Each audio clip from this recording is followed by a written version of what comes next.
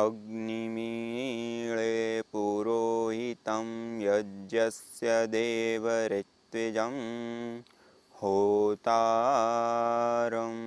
रत्नधातमम्। सर्वरक्षक परमपिता परमात्मा को याद करते हुए, जिन्होंने हम सब के उज्जवल जीवन के लिए, हम सबको अज्ञानता से तारने के लिए उस परमपिता परमात्मा ने जो वेद रूपी हम सब लोगों को ज्ञान दिया है, उस ज्ञान से आइए अवगत होते हैं और उस ज्ञान में जो विभिन्न प्रकार के कर्मों का विधान किया है, जिन कर्मों को हम धार्मिक कर्म कहते हैं, अच्छे कर्म कहते हैं, पुण्यकारी कर्म कहते हैं, जिसको करने से हमारे जीवन में सुख, शांति, समृद्धि, सद्भाव और अच्छाइयाँ बढ़ती हैं।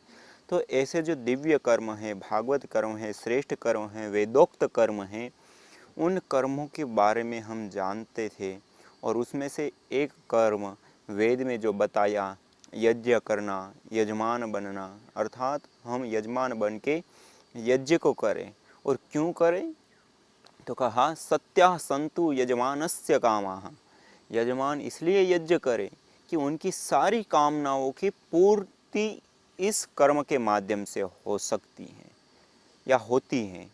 इसलिए हम जब यज्ञ करते हैं, अग्निहोत्र करते हैं, हवन करते हैं, तो वह हवन कोई एक उद्देश्य को लेकर के हम प्रवृत्त तो होते हैं, लेकिन यह यज्ञ हर प्रकार की हमारी कामनाओं को पूर्ण करने वाला है। तो इसलिए ये जो यज्ञ की कल्पना की गई है, यज्ञ को हमको शास्त्रों ने दिया, ऋषियों ने दिया, जो वेद में विधान दिया है, यह यज्ञ कोई सामान्य यज्ञ नहीं, अति उत्कृष्ट, अति श्रेष्ठ और सब ओर से हमारी कामनाओं को पूर्ण करने वाला है। इसलिए वेद में ही कहा सत्याः सन्तु यजमानस्य कामः।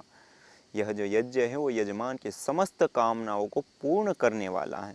इसलिए हम कोई एक कामना से युक्त होकर के, जैसे पुत्रेष्टि यज्ञ या वृष्टि यज्ञ या फिर अन्य अन्य जो हम यज्ञ देखते हैं, कई सारे प्रकार के विभिन्न प्रकार के यज्ञों का वेदों में और वेदादि जो सत्य शास्त्र हैं उसमें बहुत बड़ी मात्रा में उल्लेख हैं।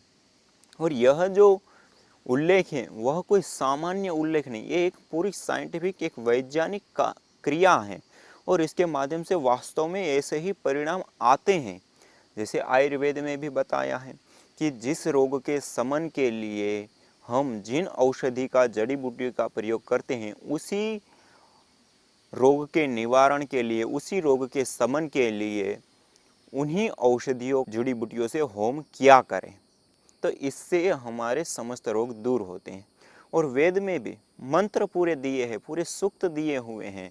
और वहाँ तो यहाँ तक कह दिया कि जो व्यक्ति मरणासन स्थिति में है, जिनकी सारी इम्यूनिटी पावर, जिसको हम कहते हैं, जो रोग प्रतिरोधक क्षमता है, वो सारी नष्ट हो गई हैं, जिनके शरीर में कोई बल नहीं रहा है, जो बिल्कुल अंतिम स्थिति में है, उनको भी मैं यज्ञ के द्वारा उनको उस स्थान से बाहर ला करके उनको 100 साल की आयु शक्ति के साथ प्रदान करता हूँ।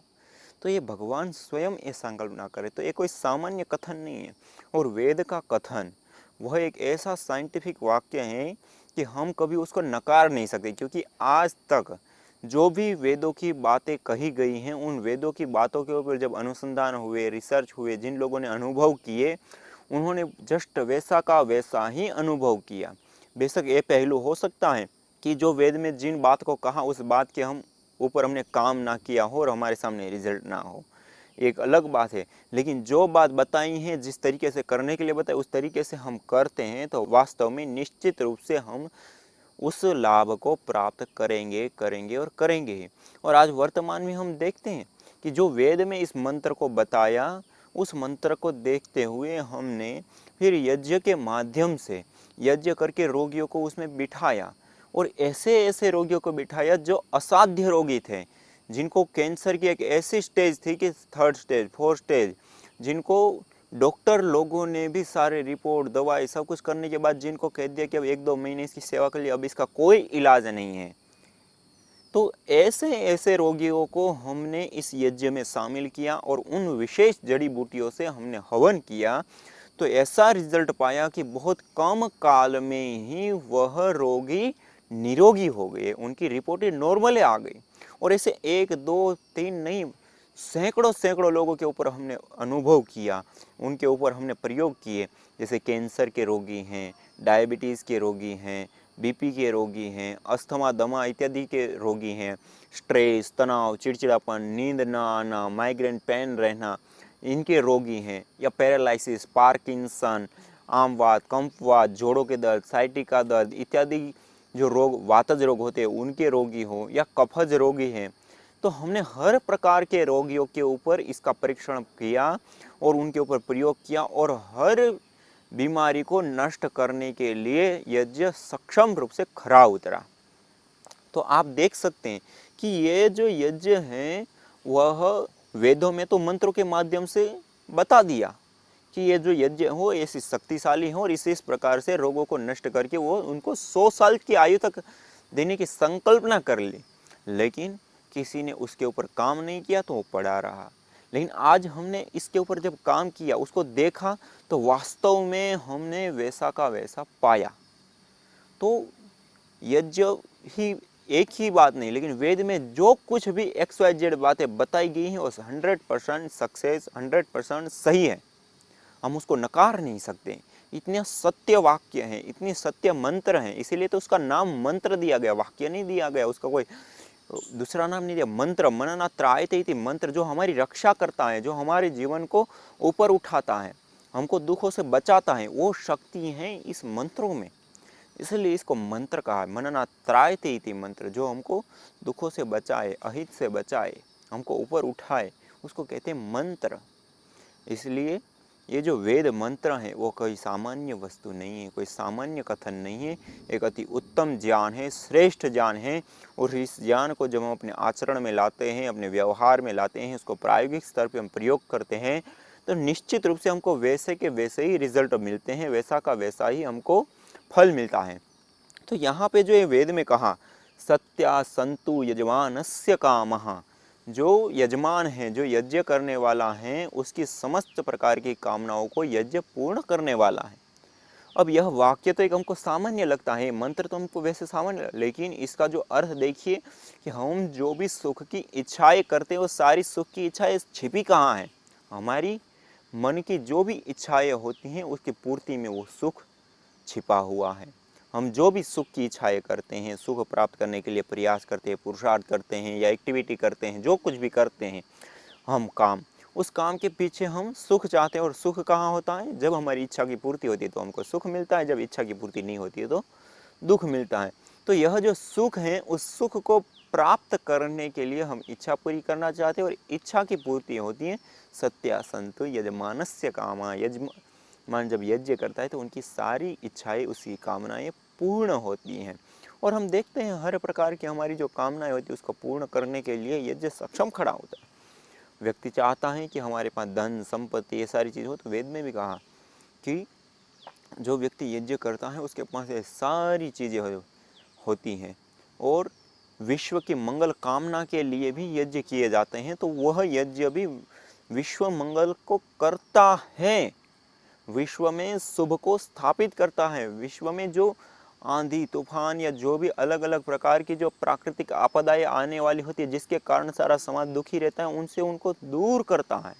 इसलिए यज्ञ में वो शक्ति, वो सामर्थ्य, वो उसमें सामर्थ्य है कि वो सारे के सारे प्रकार के अशुभ को हटा करके शुभ को स्थापित कर सकें, और हमारे जीवन में जो भी दुख की स्थितियां आने वाली उसको हटा करके सुख से भर पाने की सामर्थ्य शक्ति यज्ञ में है। इसलिए यज्ञ को सभी कामनाओं की पूर्ति करने वाले कहा गया। जैसे मैंने कहा कि एक हमारी कामना होती है हम स्वस्थ रहें। यदि स्वस्थ व्यक्ति हमेशा स्वस्थ रहना चाहता है तो हम हर रोज यज्ञ किया करें, 5 आहुति, 10 आहुति, 15 आहुति, 20 आहुति, 25 आहुति। और जैसे महर्षि दयानंद सरस्वती जी ने 24 आहुति का दैनिक यज्ञ बताया कि हम इस 24 आहुति को देख करके अग्नि में हम हर रोज भोजन ग्रहण करें, उसके पहले भोजन ग्रहण। और वास्तविकता है, और श्रीमद् भगवद गीता में भी मैं आपको कई बार बताता हूँ, श्रीमद् भगवद गीता में साफ साफ कहा कि यज्ञाशिष्टामृत भुजो यान्ति ब्रह्म सनातनम, यज्ञाशिष्टासिनः सन्ति मुच्यन्ते सर्व किल्बिषे। ये अलग अलग मंत्रों में अलग अलग जगह पे बताया, यज्ञाशिष्टासिनः सन्ति मुच्यन्ते सर्व किल्बिषे। जो यज्ञ से करने के बाद जो भोजन को ग्रहण करता है और उसके बाद जो अवशेष को प्राप्त करके जो तृप्ति को महसूस करता है, वो समस्त प्रकार के पापों से छूट जाता है, पापों से ऊपर उठ जाता है। यज्ञ शिष्टासिन संते मुच्यन्ते सर्व किल्बिषै, सारे पापों से, सारे क्लेशों से मुक्त हो जाता है। और जो व्यक्ति यज्ञ करने के बाद भोजन ग्रहण करता है, वह व्यक्ति सनातन ब्रह्म को प्राप्त, यज्ञशिष्टा अमृत भुजो यान्ति ब्रह्म सनातन, सनातन ब्रह्म को प्राप्त कर लेता है।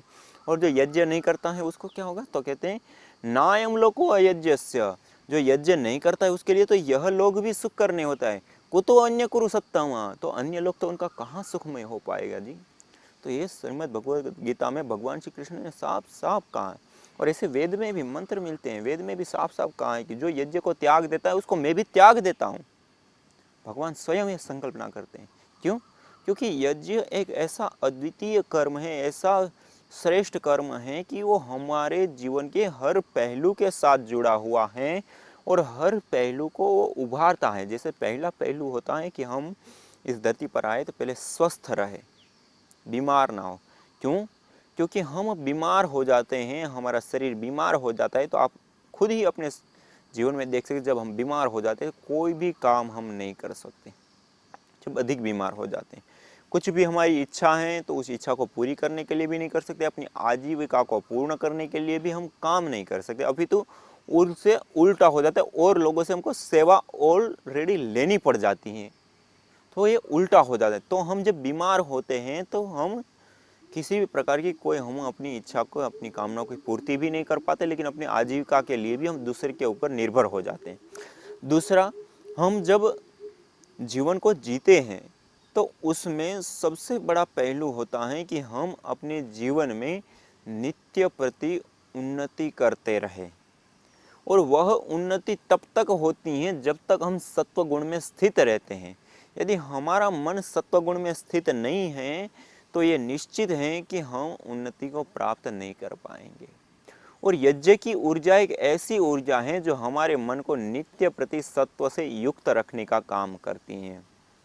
इसलिए इस यज्ञ को आध्यात्मिक रूप से भी देखा गया है कि हम जैसा जानते हैं वैसा का वैसा हम जिए, और वह जानते हैं वैसा का वैसा जीने की एक्टिविटीज़ तब हमारे अंदर क्रिएट होती हैं जब हम अपने मन को सत्व गुण में स्थित रखते हैं।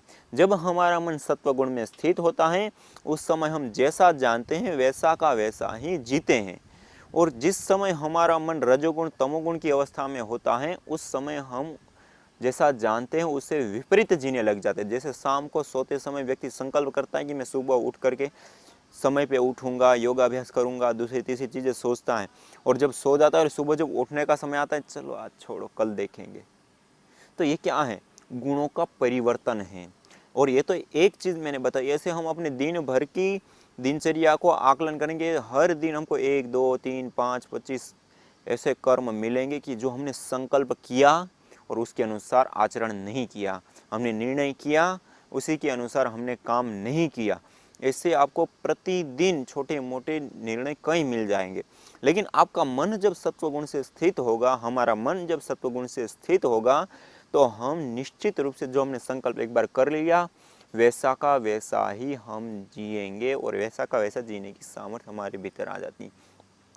और ये इस धरती पर सबसे बड़ी शक्ति होती है कि जैसा हमने एक बार संकल्प निर्णय कर लिया वैसा का वैसा जीना, जानने और जीने में कोई अंतर प्रतीत ना होना, यह शक्ति हमको मिलती है अग्नि से।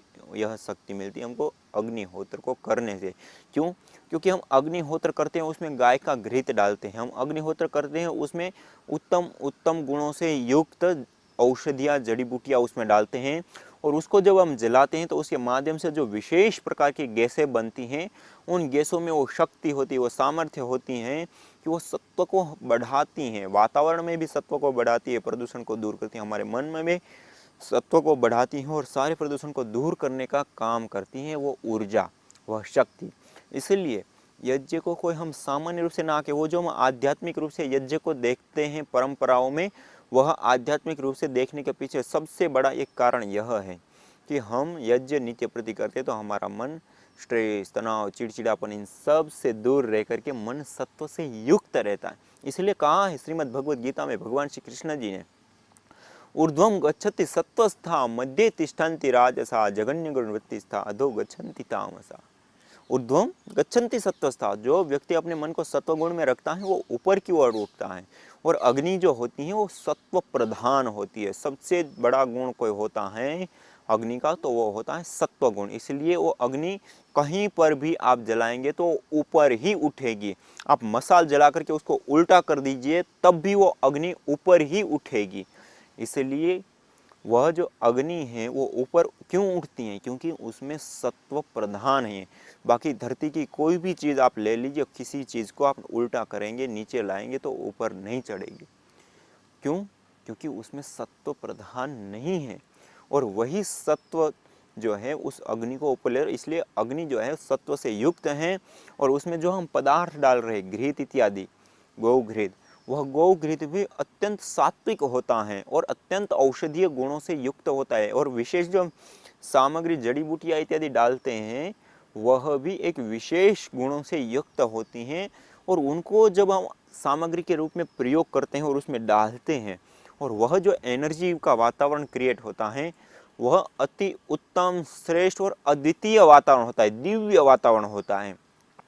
और उस वातावरण में रह करके जब हम सांस लेते हैं या केवल रहते हैं उस वातावरण में, तो उस वातावरण से हमारे रोम रोम से हमारे शरीर का शोधन हो जाता है, हमारा शरीर भी शुद्ध होता है, हमारा शरीर भी सात्विक बनने लग जाता है। और इससे अतिरिक्त हमारा मन भी सात्विक अवस्था में आ जाता है उस एनर्जी में जब हम रहते हैं निरंतरता के साथ। इसलिए आप जो ज्योतिष शास्त्र है, वास्तुशास्त्र है, उन चीज़ों को भी पढ़ेंगे तो इनकी जो बुराइयां हैं या जो गलत चीज़ें हैं उनको हटाने के लिए या समाधान के रूप में वहाँ पे हर जगह पे यज्ञ का ही विधान है कि आपको ऐसी समस्याएं आ रही हैं, वो हो रहा है तो यज्ञ कीजिए, ये हो रहा है तो इन सामग्री से यज्ञ कीजिए, ये हो रहा है तो इन सामग्री और इन संविधाओं से यज्ञ कीजिए। क्यों? वहाँ पर भी यही चीज़ है कि जैसे हमारे शरीर में अभी कोई बीमारी है, उस बीमारी के लिए हम डॉक्टर के पास जाते हैं तो डॉक्टर कहते हैं इसको ये बीमारी है और इस बीमारी के लिए ये औषधि दो, ये जड़ी बूटी दो, ये दवाई दो, ये टेबलेट दो। जैसे बुखार के लिए बुखार के निवारण के लिए दवाई दी जाती है, कैंसर के लिए कैंसर के निवारण के लिए दवाई दी जाती है, बीपी के लिए बीपी के निवारण के लिए दवाई दी जाती है, शुगर के लिए शुगर के निवारण के लिए अलग अलग दवाई दी जाती हैं। उसी प्रकार यह यज्ञ अलग अलग हमारी जो कामनाएं हैं, अलग अलग हमारी जो इच्छाएं हैं, उनको पूर्ण करने के लिए अलग अलग हवन सामग्री के माध्यम से हमको हवन करना होता है। जैसे हम रोगों से ग्रस्त हैं, हमको कैंसर हो गया तो जो कैंसर निवारक औषधियाँ हैं, जड़ी बूटियाँ हैं, उनको गौ घृत के साथ हम जब आहुति देंगे और जो कैंसर निवारक विशेष जो सामग्री है उसकी हम आहुति देंगे तो वह कैंसर हमारा दूर हो जाएगा। और ये हमने देखा। और जो डॉक्टर लोग 3-3, 4-4 साल में 2-2, 3-3 ऑपरेशन करने के बाद भी जिन कैंसर को वो ठीक नहीं कर पाए और अंत में बिल्कुल मरणासन स्थिति में जो रोगी आ गया और उनको हॉस्पिटल से छुट्टी दे दी कि अब जो है इनकी कुछ दिन, 1 महीना 2 महीना सेवा कर लो, अब इसका लंबा जीवन नहीं, ऐसे लोगों के ऊपर हमने ये प्रयोग किया और वो लोग भी इससे ठीक हो गए। तो जैसे हमको रोग हैं तो उन रोग के निवारण के लिए हमने उससे, अब मानसिक रोग है, स्ट्रेस, तनाव, चिड़चिड़ापन, नींद ना आना इत्यादि जो मानसिक रोग होते हैं, उन रोगों को हमको दूर करना है तो उसके लिए जैसे गुलाब है, चंदन है, जावित्री है, जायफल, एक कुछ अलग औषधियाँ होती है, उससे हमको हवन करना होता है। उससे हवन करते हैं तो उसमें एक परफराल नाम का तत्व बनता है, और भी कई सारी गैसें बनती है लेकिन एक परफराल नाम की तत्व बनता है। और वो गैस हमारी नासिका के माध्यम से अंदर जाती है, तुरंत स्ट्रेस, तनाव, चिड़चिड़ापन, सिर दर्द, माइग्रेन, ये सारी जो बीमारियां हैं उनको दूर कर देता है सशक्त रूप से। तो इस प्रकार से जब वातावरण में कई बार वायरस, फंगस इत्यादि बढ़ जाते हैं, कई बार वायरल, बैक्टीरियल वायरल डिजीज़ बहुत बड़ी मात्रा में, जैसे स्वाइन फ्लू है, चिकनगुनिया है, चेचक हैं, जिनको हम कोई माता भी बोलते हैं, तो ये जो रोग हैं वो वायरस जन्य होते हैं, बहुत तीव्र गति से फैलने लगते हैं। अब वो रोग है तो उसके लिए, उस रोग के निवारण के लिए जो विशेष जड़ी बूटियाँ हैं, औषधियाँ हैं, उसके माध्यम से और गाय का घी लेकर के हम हवन करेंगे तो वो बीमारियां भी हमारी दूर हो जाएंगी और होती हैं, और हमने देखा है इस चीज़ को। तो ये दूसरी हो गई। तीसरा, हम घर के पवित्रकरण के लिए यज्ञ किया करते हैं। जैसे घर में अशुभ शक्तियों का आना, वो किसी को नज़र का, वो ऐसे नेगेटिविटी में लोग जीते रहते हैं, और वहाँ पे हम यज्ञ करते हैं तो वो भी सारी नेगेटिविटी सब दूर हो जाती हैं। क्यों? क्योंकि यज्ञ जब हम करते हैं तो वहाँ पे इस प्रकार की गैसें पैदा होती है जो हमारे घर में कोई बैक्टीरिया है, वायरस है, फंगस है, कीटाणु है, या जो भी रेडिएशन इत्यादि हैं, ये सारी जो भी नेगेटिव शक्तियाँ हैं उन सब को ख़त्म करने का काम करता है यज्ञ की ऊर्जा। तो इसलिए यह जो यज्ञ है वो हर प्रकार, वृष्टि के लिए भी यज्ञ किया जाता है। हमने अभी ही किया औरंगाबाद में, कि वहाँ पर इतना बड़ा विशाल आयोजन किया और उस प्रकार की जड़ी बूटियाँ उसमें डालें, जैसे कंटेरी जिसको बोलते हैं, बेर की जाड़ी होती हैं, और भी कई सारी जड़ी बूटियाँ होती हैं। अब उन जड़ी बूटियों से पहले हवन किया जाता है, उसके बाद वो कंटेरी वाले जो पेड़ होते हैं उनको हरे हरे ही काट करके डाले जाते हैं हवन कुंड में पूरे पेड़। तो वो जलते भी हैं बहुत अच्छे से, और उसके जलने पे बारिश भी आती है। और ये भी सत्य है, और ये साइंटिफिक भी प्रूव है कि जब हम अनाज जलाते हैं, अनाज होता है, उस अनाज से हाइड्रोजन बनता है। घी जलाते हैं तो उससे ऑक्सीजन मिल जाता है। और H2O पानी का formula, hydrogen plus oxygen, hydrogen oxygen मिल गया तो बारिश हो जाती है। तो इस प्रकार से ये साइंटिफिकली भी प्रूव है। और यज्ञ जो गाय का घी होता है उसको हम जलाते हैं 300% ऑक्सीजन बनती है। हाँ, और अलग अलग वैज्ञानिक लोगों का अलग अलग कथन है। कई सारे लोगों का ऐसा भी कहना है कि 1 तोला घी जलाने से 1 टन ऑक्सीजन मिलती है, और कई लोगों का ऐसा कहना है कि 300% ऑक्सीजन जो भी मिलते हैं, लेकिन मिलती निश्चित है। और इसी प्रकार अनाज इत्यादि जिससे हाइड्रोजन इत्यादि भी मिलती है, और इससे अतिरिक्त और गैसें भी उसके साथ मिल जाती हैं और पूरे वातावरण में फैल करके और वो बादल को बनाती हैं। बादलों को भी ऐसा बनाती हैं कि उसमें इतने औषधीय गुणों से युक्त वो बादल होते हैं कि वो जब बरसते हैं तो वह जो पानी है वो अति उत्तम पानी होता है, श्रेष्ठ पानी होता है, रोगों का निवारण करने वाला पानी होता है, जमीन को फलद्रुप बनाने वाला पानी होता है। और उस पानी के माध्यम से जो फसलें होगी वह फसल अति उत्तम, अति श्रेष्ठ पौष्टिकता से युक्त होती हैं और रोग के निवारण करने वाली जड़ी बूटी औषधियाँ पैदा होती हैं। इसलिए ऐसे श्रेष्ठ यज्ञ, दिव्य यज्ञ, भागवत यज्ञ को हम निश्चित रूप से अपनाएं, अवश्य अपनाएं। अपने जीवन के साथ साथ इस जगत में भी हम किसी दिव्यता का स्थापन कर सकते हैं, तो वह एक ही काम है, एक ही कर्म है, वह है यज्ञ।